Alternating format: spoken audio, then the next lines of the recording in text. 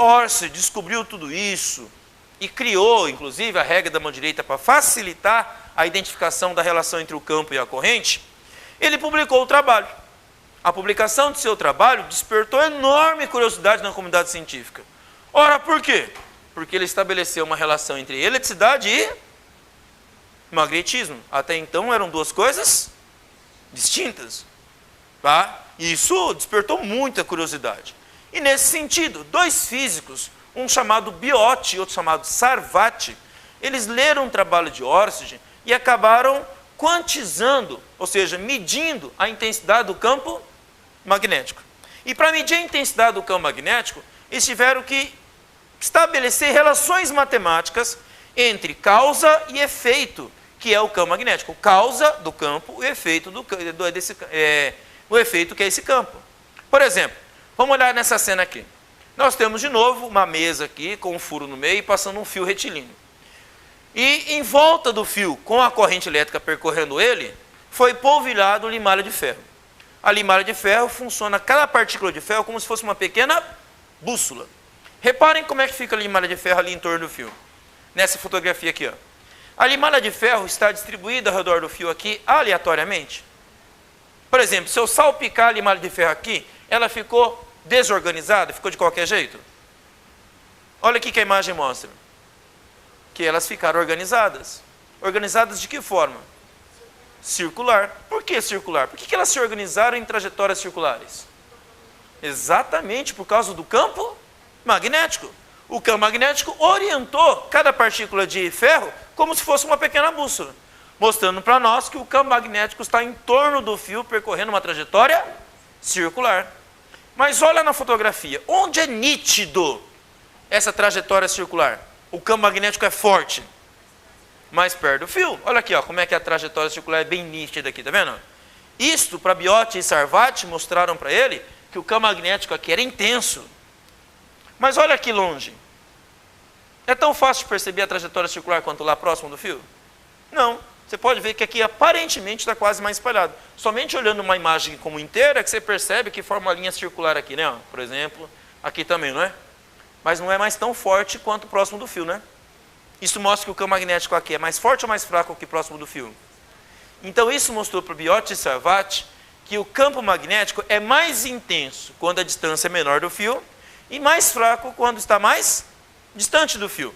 Isso mostrava então que a medida do campo magnético dependia da distância do fio. De que forma? Matematicamente relacionado. Vamos ver? Perto da corrente elétrica, olha lá, regra da mão direita. Você está vendo o que aqui da corrente elétrica nesse vetor aqui? Você está vendo o que? Ele apontando para a direita? Para a esquerda? Não, para onde ele está apontando? Para nós, né? Saindo da tela. Então vamos à regra da mão direita? Olha lá o polegar, apontando para vocês. Está vendo aqui, ó? Os outros dedos girando em torno do polegar. Faz o campo magnético girar em qual sentido? Anti-horário. Isso, olha aqui, ó, as linhas do campo magnético, certo? Elas se fecham aqui. E olha o vetor campo magnético. Perto do fio, ou seja, perto da corrente elétrica, ele é mais intenso. Se eu aumento a distância, o que acontece com o campo magnético? Diminui. De que forma? Dobrando-se a distância, o campo magnético cai pela metade. Se eu triplicasse a distância, então quantas vezes caiu o campo magnético? 3 vezes. E se eu aumentasse a distância 10 vezes? Assim, ó, 10 vezes maior. O que aconteceria com o campo magnético? 10 vezes menor, ou seja, isso mostrava que o campo magnético e a distância tinham uma relação matemática. Mas que relação? Inversamente proporcional. O campo magnético e a distância são inversamente proporcionais entre si. Mas só isso? Claro que não. Qual é a causa do campo magnético aqui? O que provoca o campo magnético aqui? Corrente elétrica. Então, se a corrente elétrica é a causa, o que acontece se eu aumentar a causa? Aumenta o efeito, que é o campo magnético. Então, a corrente elétrica e o campo magnético teriam que relações matemáticas? Diretamente proporcional. Então, a partir dessa relação matemática, Biot e Sarvati construíram um modelo matemático que pudesse prever a medida do campo magnético. Nessa forma de equação aqui, ó. Olha essa equação aqui, ó. Essa equação traduz a lei de Biot e Sarvati. Uma medida do campo magnético a partir do quê? Da corrente elétrica e da distância. Está vendo aqui, ó? O que a corrente elétrica está fazendo aqui na equação? Multiplicando. O que a distância está fazendo aqui na equação? Dividindo. Por que a distância está dividindo? Inversamente proporcional. Por que a corrente está multiplicando? Porque é diretamente proporcional. Certo? Por que aparece mais esse 2π na equação? Ora, é só olhar a trajetória. Qual é a trajetória que o campo magnético faz aqui? Então, 2πr é a medida da circunferência, né? Certo? Então, o 2π aqui, junto com o r, mostra a circunferência. E esse μ que aparece aqui, recebe o seguinte nome, o μ aqui, ó, chamado de permeabilidade magnética do meio. O que isso mostra para nós? Que o meio que circunda esse fio influencia o campo magnético. Ou seja, Biot e Sarvati descobriram que onde está esse fio também vai interferir no campo magnético. Onde? Onde como? Ora, ele está dentro da água, ele está dentro da terra, ele está dentro do concreto, está dentro da alvenaria, tem madeira em volta dele, é vácuo em torno dele. Então o meio que está em volta do fio influencia na medida do campo magnético. É isso que representa o μ. Tá? Em termos de vestibular, o valor de μ mais utilizado é o μ do vácuo, tá? Que é fornecido na maior parte das vezes. Tá? Na maior parte dos vestibulares é fornecido o valor do μ. E o μ do vácuo vale 4π vezes 10 a menos 7 unidades do sistema internacional. Tá? Esse valor aqui, que vou colocar no quadro para vocês, é representado pelo símbolo μ0, normalmente utilizado essa simbologia, e vale 4π vezes 10 elevado a menos 7 unidades do sistema internacional. E a unidade dessa medida do campo magnético B, o valor de B é medido no SI, no Sistema Internacional de Unidade, numa unidade chamada de Tesla, representado pela letra T maiúsculo, tá? O nome da unidade é chamado de Tesla, em homenagem a um grande inventor ali do final do século XIX e começo do século XX, chamado Nikola Tesla. Tá? Uma homenagem prestada a ele, a gente chama a unidade do campo magnético de Tesla. Tesla foi um cara muito importante na história da ciência e da física, inclusive, porque ele inventou coisas fantásticas. Por exemplo, ele inventou um tipo de gerador que produz energia elétrica, chamado gerador de corrente alternada, onde ele faz a corrente elétrica ir num sentido e vir depois em sentido oposto. Ir e vir, o tempo todo alterando o seu sentido. Isso possibilitou a distribuição de energia elétrica em massa, percorrendo longas distâncias, o que facilitou a distribuição de energia elétrica pública, principalmente utilizados em cidades. Ele inventou também uma usina hidrelétrica. As usinas hidrelétricas basicamente foram baseadas no seu gerador de corrente alternada. Além disso, Tesla, ele criou até meios de transmissão de energia elétrica à distância. Isso lá no século XIX. No século XIX, Tesla teve a seguinte ideia, de criar uma forma de transmitir energia elétrica sem uso de fio. Como? Transmitir energia elétrica via Wi-Fi? Sim. A ideia dele era colocar um grande centro de distribuição de energia elétrica com uma enorme torre, e que essa torre transmitiria energia elétrica através do ar, ok? Na forma de ondas eletromagnéticas, tá? E que seriam recebidas por antenas receptoras, e que essas antenas fariam a redistribuição nas casas, nas residências. E não precisaria de fios pela cidade. Imaginem, isso no século XIX, final do século XIX o cara imaginou isso. Transmissão de energia elétrica via Wi-Fi. Tá? Hoje nós já temos alguns protótipos já de criação de aparelhos que fazem isso. Transmissão de energia elétrica sem fios. Vocês devem encontrar já alguns aparelhos celulares que fazem isso. Já existem vários aparelhos, smartphones aí, que você não precisa mais conectar um fio ao celular para que ele carregue. Ele pode recarregar sem uso de fio. Tá? A única coisa que a gente não conseguiu ainda fazer de maneira economicamente viável é a longa distância. Você pode colocar o carregador Wi-Fi e o telefone ali próximo, certo? A uma distância de poucos milímetros, pelo menos.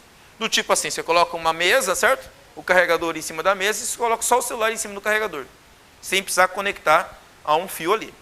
Tá? Carregamento via Wi-Fi. Tesla foi o cara que imaginou isso lá no século XIX. Ok? Tá? Bom, claro que a coisa não vingou, né? Certo? Ao só olhar pelas ruas, você vê que a principal forma de distribuição de energia elétrica é por fio, né? Ok? Tá? Mas ele idealizou muitas coisas, entre elas o gerador de corrente alternada, a usina hidrelétrica e outros dispositivos que a gente vai falar um pouquinho mais à frente, tá? Mas até aqui tudo bem? Tá? Então, a medida da permeabilidade magnética do vácuo vale 4π vezes 10 menos 7. Um dos motivos pela qual ele é utilizado muito em provas de vestibulares e concursos é que quando você coloca 4π aqui, você consegue simplificar com 2π aqui embaixo, né? Já facilita, tá? Mas não é necessariamente por isso, ok? É que o vácuo é o meio mais simples de ser pensado, porque aí você não tem que explicar muita coisa sobre ele, né? O vácuo não tem nada. Então, falar sobre o nada é fácil, né? Já falar sobre o nada? Não muita coisa, né? Certo? Ok? Certo? Então facilita a explicação, certo? Se eu vou falar de concreto, vou falar de terra, vou falar de água, eu tenho que explicar por que as coisas ali ficam diferentes, né? Tá? Então a coisa fica um pouco mais complicada. Mas em termos de concurso, uma questão de cobrança mais conceitual do que de precisão aí, ou em casos particulares, a gente se preocupa mais com a relação matemática entre corrente elétrica e campo e distância e campo. Mas nem sempre o fio é retilíneo. Olha como é que o fio pode ser às vezes, ó. Ele pode ter um formato de um anel. A gente pode pegar um fio e enrolar ele com o formato de um anel. E aí, quando a gente faz isso, nós chamamos o fio na forma de uma espira. Ok? Quando a gente pega um fio e enrola ele dessa forma, a gente pode fazer a corrente elétrica percorrer o fio de duas formas. Se a corrente elétrica entrar desse lado, percorrer o fio aqui e sair desse outro lado, nós estamos fazendo a corrente elétrica andar no anel, ou seja, na espira, no sentido horário. Nesse outro desenho aqui, estou usando o mesmo tipo de espira, porém fazendo a corrente elétrica entrar do outro lado agora. Percorrendo qual sentido? Anti-horário. E aí como é que fica o campo magnético? Olha a imagem aqui, ó, dessa reprodução, tá ok? De uma fotografia do campo magnético produzido por uma corrente elétrica numa espira. Ó. Nós temos a limalha de ferro aqui, se organizando, mostrando para nós o campo magnético em torno do fio. Onde é que fica nítido a intensidade mais forte do campo magnético? Bem aqui no meio. Está vendo como é que se prolonga, alonga a distância aqui? O que mostra que o campo magnético aqui no meio da espira, ele é muito forte, muito intenso. A pergunta então fica, como é o campo magnético aqui dentro? Quanto vale aqui no meio da espira? Bom, Biot e Sarvati pensaram assim também. Continua dependendo da corrente, porque ela é a causa. Continua dependendo da distância. De que forma? Inversamente proporcional. A equação, então, fica parecida com a equação anterior. Olha aqui, ó. A permeabilidade magnética do meio aparece, a corrente elétrica continua diretamente proporcional, e a distância aqui agora, ó. Só que a distância que aparece agora, 2R, é essa distância aqui, ó. Daqui até aqui é chamado R. R? R do quê? O raio da circunferência. Quem é 2R, então? É o diâmetro. Então, aqui esse 2R mostra para nós o diâmetro da espira, certo? Então, de qualquer forma, apesar daqui ser o diâmetro, a relação matemática com a distância e o campo continua sendo inversamente proporcional. A relação entre o campo e a corrente continua sendo diretamente proporcional. É só uma adaptação matemática com a nova geometria do sistema. Ok? Mas, de qualquer forma, como vocês viram, a relação matemática entre distância e corrente com campo continua sendo do mesmo jeito. Essa é a adaptação do modelo de Biot e Sarvati para um fio de uma espira. Mas eu posso ter mais do que uma espira. Eu posso ter um conjunto de várias espiras. Por exemplo, olha essa animação que eu vou mostrar para vocês aqui, ó, na tela, tá? Nessa nova animação aqui, eu tenho várias espiras aqui, vários anéis. E vou produzir a corrente elétrica em vários dessas espiras aqui, ó, em todas elas. Veja o que acontece com o campo magnético gerado por cada uma delas. Ó, cada uma dessas espiras gera o seu campo quando for percorrido pela corrente. Mas repare o que acontece quando eu ligo todas elas em conjunto, tá? Fica olhando aqui na animação, ó. Olhando, ligando a cena aqui, ó. O que está acontecendo ali? Cada uma delas não gera o seu campo? Só que com várias delas, uma ao lado da outra, o que acontece com os campos magnéticos delas? Elas se somam. Como assim se somam? São vetores. O que acontece quando eu coloco vetores na mesma direção e no mesmo sentido? Eles somam. Então nós temos um campo magnético mais intenso aqui no meio. Promovido pelo quê? Pela quantidade de espiras que eu tenho aqui. Então se eu colocasse mais espiras aqui, o que ia acontecer com o campo magnético? Ia ficar mais forte ainda. Isso mostra para nós que se eu pegar um conjunto de várias espiras, quanto maior o número de espiras que eu coloco ali, mais intenso, mais forte fica o campo magnético. Olha lá, ele vai se intensificando ali. Ok? Então nós temos um campo magnético resultante aqui no meio, certo? Devido à interação entre todos os campos magnéticos gerados por cada uma dessas espiras. Ok? Bom, uma animação em computador, né? Representando matematicamente o que acontece. Olha na prática ali, fazendo a experiência ali. Ó. Olha a fotografia. Ó. Olha ali, malha de ferro. Não fica como a gente viu na animação agora há pouco? Olha aqui como é que ela está bem nítida.